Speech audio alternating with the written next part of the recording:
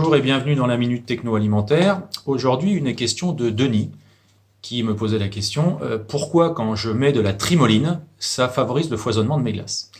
Alors c'est vrai que quand j'ai entendu cette question-là, je vais d'abord commencer à faire comme maintenant, à ouvrir grand les yeux, puisque la trimoline étant une substance sucrée, il n'y a aucune raison qu'elle favorise le foisonnement. Le foisonnement, c'est d'un côté l'aptitude au foisonnement, la capacité à prendre l'air, c'est dû plutôt aux protéines dans les crèmes glacées, et c'est la stabilité du foisonnement, c'est-à-dire la capacité de retenir l'air, et là c'est plutôt lié à l'augmentation de la viscosité, donc les stabilisants et les matières grasses qui cristallisent.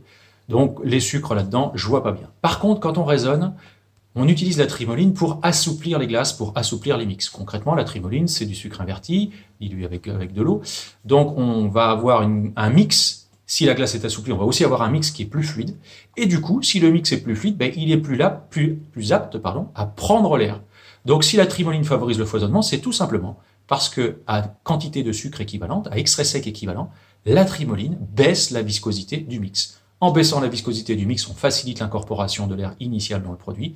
Il suffit de durcir très rapidement derrière en glaçant rapidement et vous stabilisez votre foisonnement. Concrètement, utiliser de la trimoline, c'est gagner 20 à 30 grammes au litre de glace, un poids en moins, quoi. Donc ça allège de 20 à 30 grammes par litre.